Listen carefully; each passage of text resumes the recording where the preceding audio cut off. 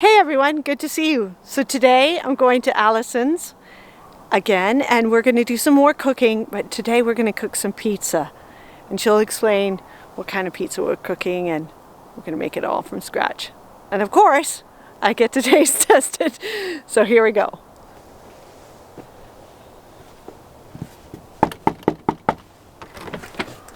Hey Lisa, how are you? Come on in. Stay. What a nice girl. So here we go. Hello. Here's Josie. Hi Josie. Josie's our new little rescue dog from the Northwest Territories via Barhead Rescue. Today we're going to make some herb pizza using some herbs that many of you might have growing in your kitchen or in the springtime, summertime as they come into your gardens. So we're going to get started with making our dough so that we have some dough in the fridge to make our pizza, and we can put some of it into the freezer. So the first thing is to get some lukewarm water, which should feel not cold, but not really hot. Okay, so we've got 2 cups of water, and we're going to put that in a clean bowl.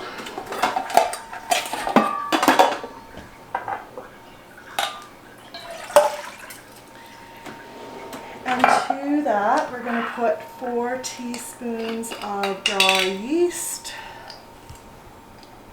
Oh, this is just about the last one, yeast.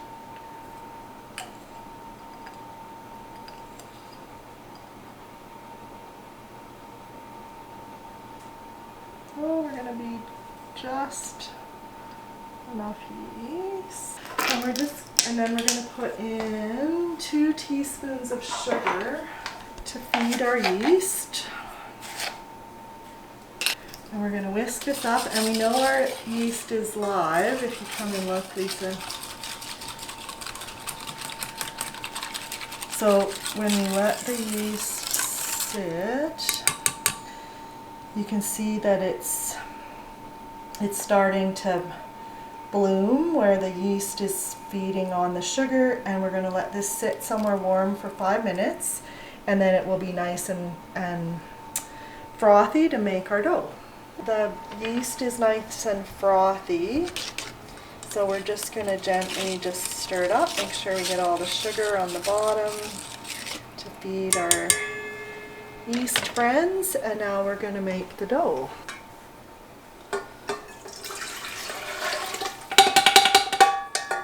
So to the yeast mixture, I'm going to add about 5 1/4 cups of flour, and then we're going to put in 4 tablespoons of oil and some salt. Nice. Simple ingredients. Super simple. So we're going to count, because then we don't lose track.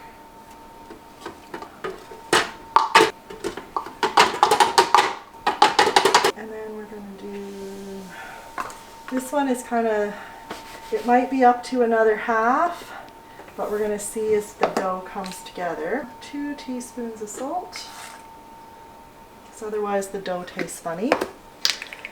And some oil. So we're going to get it going, and we're going to put it on super low, and I've got my dough hook on, so if you want to see the dough hook. Neat. So super low, and then we're going to put our oil in. So we're going to do 4 tablespoons of oil into a cup.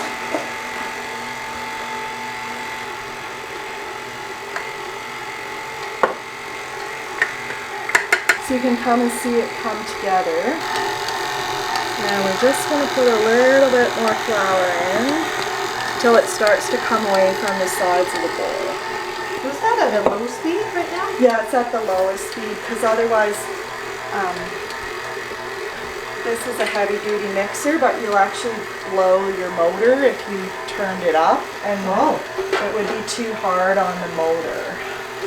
And the dough, you want to mimic that it's being kneaded. Okay. So, and no one would ever need that fast. No one would ever knead faster than that. That's on low. Just put a little in. Yep, perfect. So you can see it's just nicely coming away from the sides, and it'll go up to the top of the hook and then fall back down, and we're gonna let that go for 8 minutes. Oh, nice. So you don't want to, if it was on higher than that, that would burn out your motor. Yeah, absolutely. Okay, so our dough is done. So if you want to come and see, it's had its 8 minutes of kneading. And now we're going to release it. I'm going to oil my hands a little bit. That's it. I didn't even know you did that. It just makes it easier to Absolutely. not get sticky. So we're going to release it from the hook. Get rid of the hook. And then we're going to pull it up from the bowl.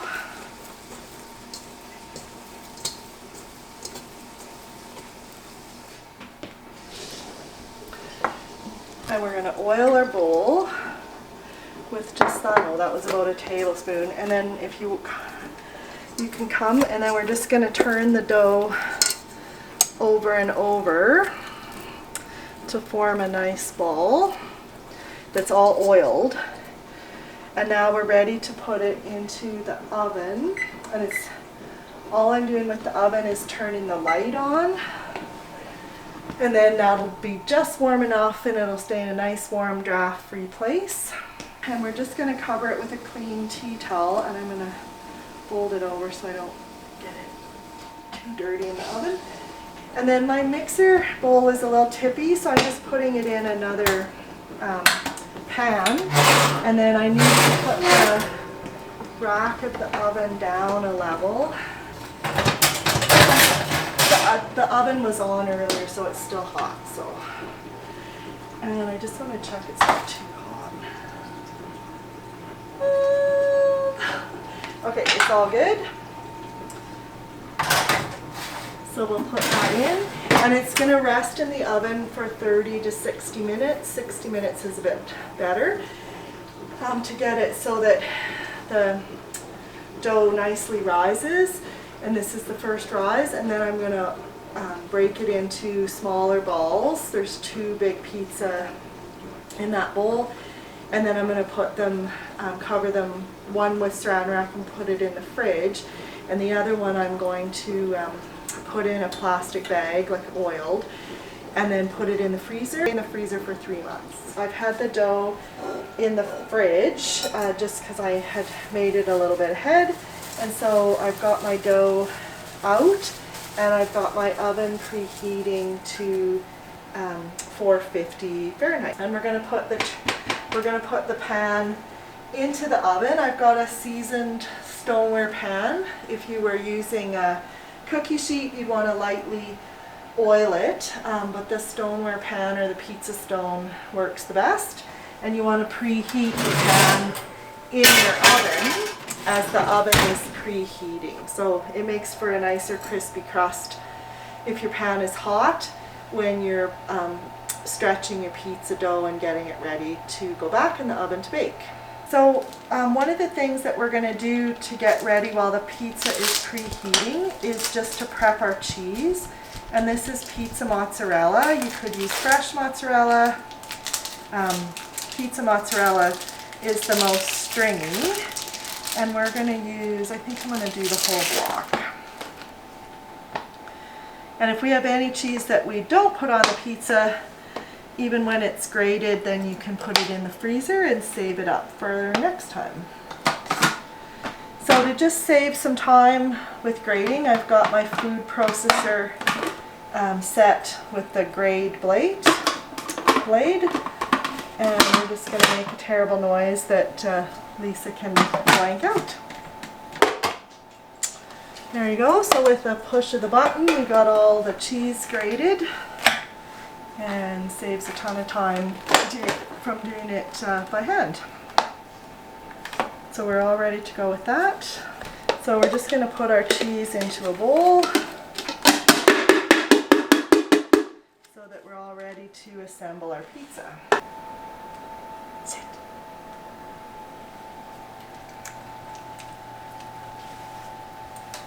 So this is Josie. She's our new little Border Collie Cross rescue dog, and she likes cheese.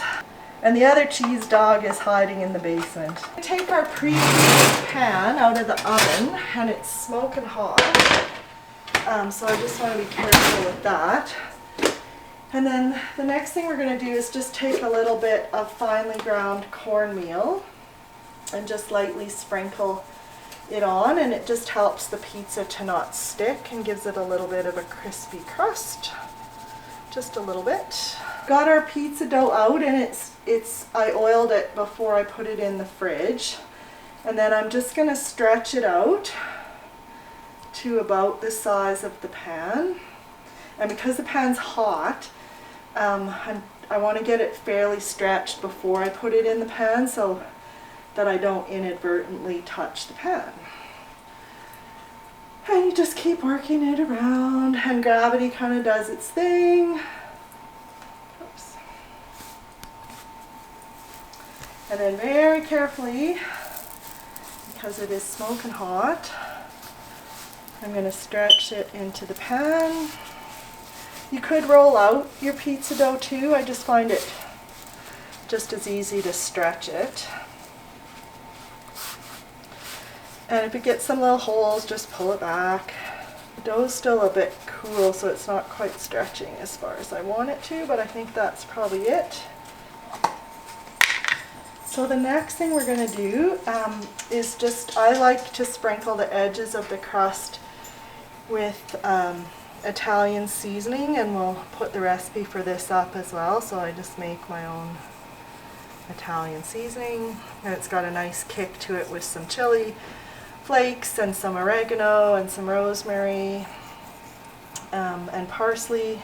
And then there's no sauce on this pizza, so we're gonna spread some nice olive oil on there. Hey, that's a neat container. Yeah, so this is Rachel Ray's olive oil dispenser, which is nice, it doesn't leak.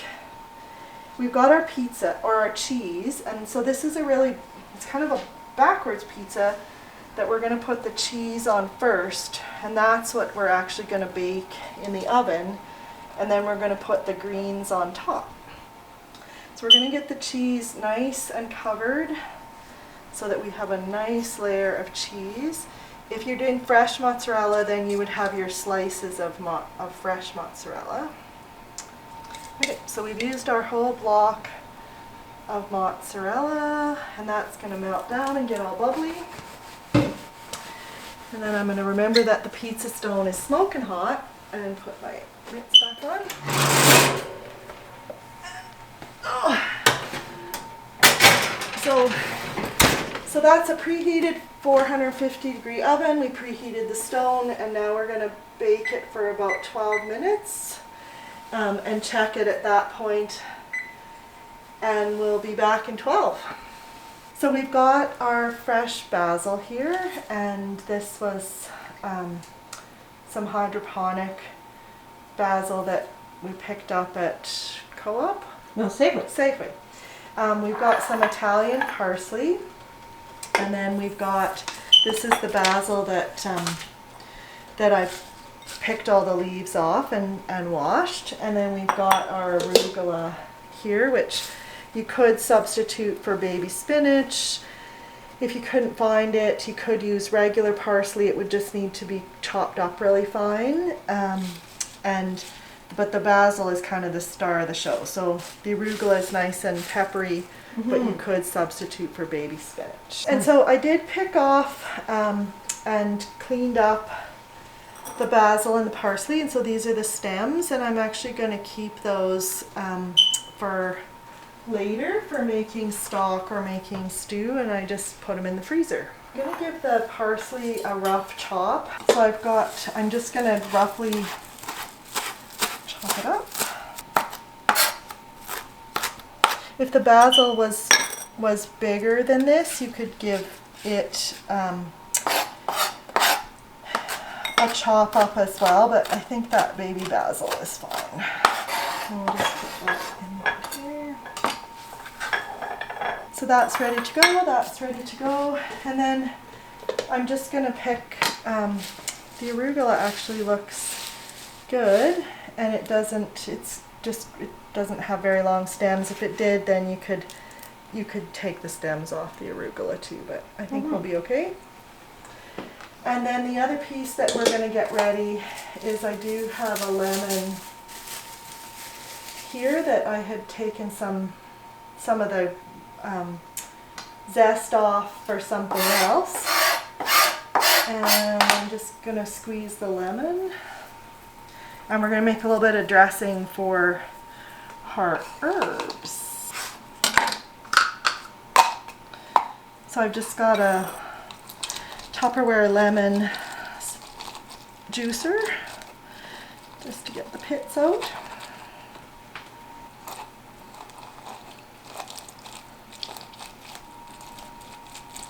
And just check there's no pits. So I've got about, that was a lemon, so it's about 2 or 3 tablespoons of lemon juice. And I've got some balsamic vinegar. What brand are you using? Safeway Compliments, so not fancy, still good. So we're gonna put in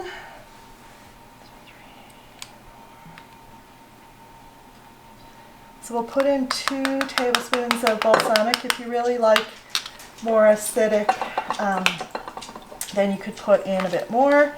And then we're going to put in, so this is our olive oil. So 1, 2, 3, 4, and we'll do 5. So then we got 5 tablespoons of acid and 5 tablespoons of oil, and we'll just whisk it up. Oh, so when you're mixing acid and oil, you want it even amount? Everyone is, I don't know, that's my preference. Everyone, I'm going to taste this actually. That needs a bit more balsamic.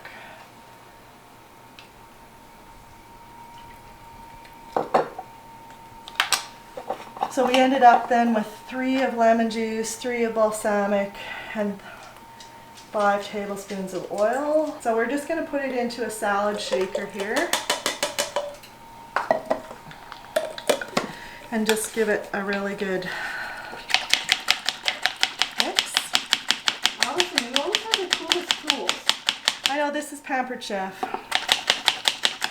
And it even has pre-printed salad dressing recipes on the side. But Right.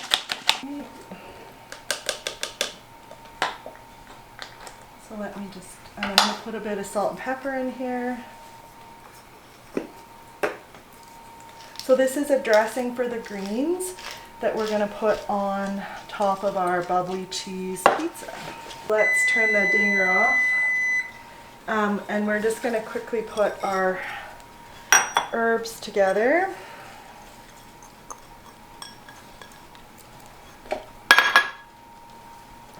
And dress them. We're making an herb salad to go on top. Now you have a recipe too that you've used with green tomatoes that you wanted to show us. Oh yes, yes. If you were doing green tomatoes, you actually do the same cheese, no sauce, just cheese on, and then you put your green tomatoes but sliced up thin on top. And then another favorite pizza, oops, sorry. Another favorite pizza that we like in this house is you do prosciutto and grapes. And so that one is so good. That one is a tomato base with pieces of prosciutto, and then you have your grapes, red grapes are particularly good, and then you put a light amount of cheese on top. Would you ever put, like, would balsamic taste good with that? Yep, that would be really good with that. So, yeah, so we're going to get the pizza out because I think it's done, but we're going to check it first. So we're not quite there. We're going to do another probably 2 minutes and flip it around because the crust isn't golden and the cheese is bubbling, but it's not golden. Give the pizza another check because I'm pretty sure it's done. I'm just going to take my glasses off because the oven's hot.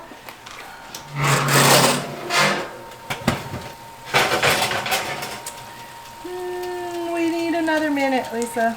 See, it's turning golden. Just one more minute. Ending up at, what, about 15 minutes? Okay. And the herbs, if you want to look, with the dressing have wilted, so that's the way you want them. And we're going to kind of squeeze out some of the dressing when we put it on, and so it doesn't get soggy, but you want them kind of wilted because we're not going to heat the greens. They're going to go on the nice hot pizza. Nice. Okay, wait. 10, 9, 8, 7, 6, 5, 4, 3, 2, 1. Woohoo! It's ready. Check our pizza, and it'll be done this time.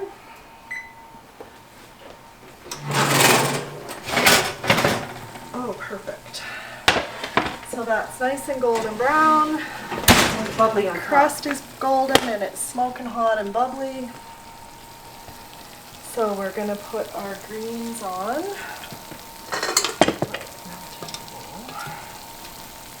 Just get a close up of that crust. Wow.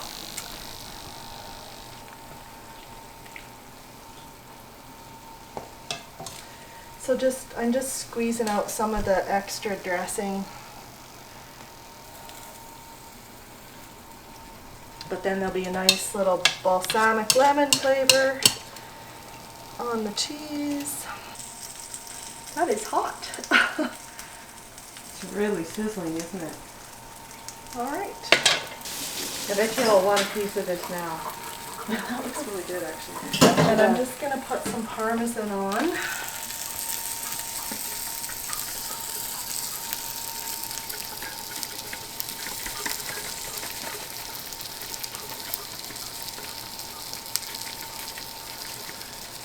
Does that look enough?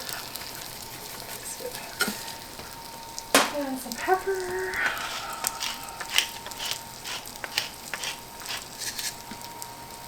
Alright. And we'll let it set up for just a minute or so, and then we can cut it and Lisa can give it a taste test. Woohoo!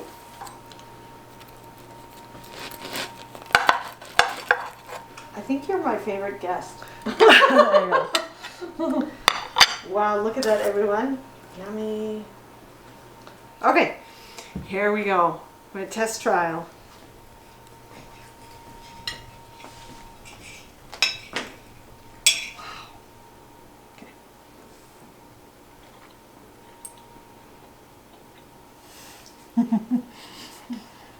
Very good. I love the flavors. Mmm. And the balsamic. Hold on, let me finish. That's delicious, Alison. Very nice. So everyone, that's it for today from me and Alison. Bye until the next time. Bye!